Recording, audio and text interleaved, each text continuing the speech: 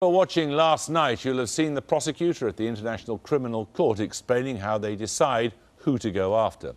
The first arrest warrants issued by the court were for senior rebels of the Lord's Resistance Army in Uganda. In the 20-year war they fought, quantities of children were abducted to be used as soldiers, in which capacity many of them committed murder and rape. In the second of our series of films about international justice, Steve Bradshaw examines how you define justice in cases like that.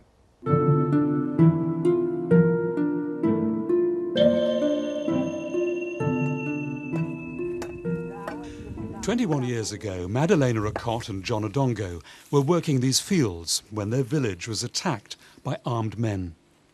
Their 9-year-old nephew, they say, was snatched away by the rebels.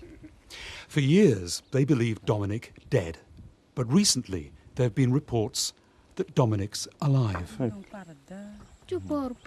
Seeing these photographs, Madalena and John are convinced he's their lost nephew, this handsome man who smiles out at them. He's the spitting image of you now. That one's really captured him. The man in the photograph is Dominic Ongwen. Little is known for sure of Ongwen. There's at least one other account of his parentage. What we do know is he would grow up with rebel soldiers of the Lord's Resistance Army, the LRA, as his new family. He was a star pupil, close to their leader, Joseph Kony, becoming one of the LRA's most senior commanders. As such, he's now wanted for war crimes by the International Criminal Court in The Hague. So who is Dominic Ongwen? Child victim of war or monstrous war criminal? It's a dilemma for international justice. The kind of war crime Ongwen's been accused of happened here in Pajong.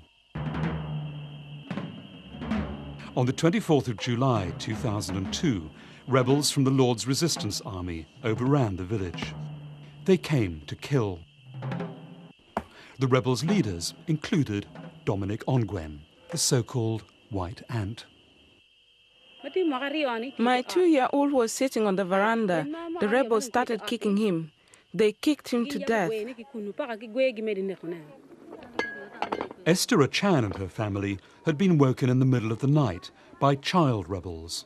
Her husband dragged away. I had my 5-year-old with me when the female rebel commander ordered all of us with children to pick them up and smash them against the veranda poles. We had to hit them until they were dead. All of us with children, we had to kill them. If you did it slowly, they would beat you and force you to hit your children harder against the poles. In all, 7 children were killed by their mothers like that. My own child was only 5.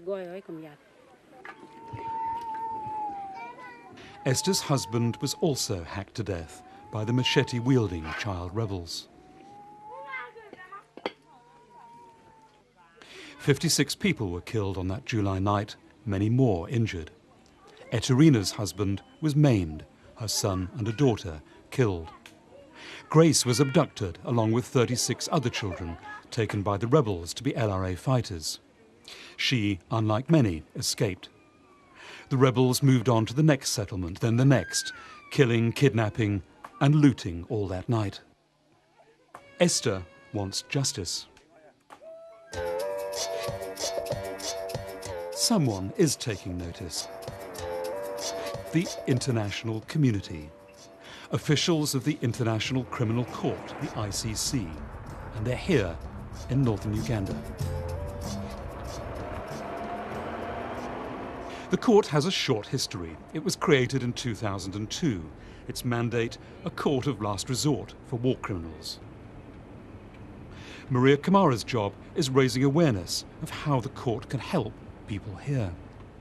The ICC has not indicted LRA as an institution.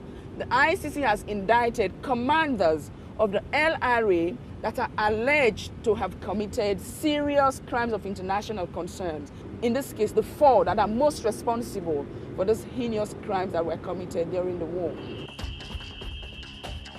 Joseph Kony, founder of the LRA, and 3 of his commanders are now among the most wanted men in the world. After the ICC issued warrants for their arrest, LRA leaders briefly emerged from the bush for peace talks, where these remarkable pictures were taken. While a ceasefire was agreed, the warrants complicated the talks.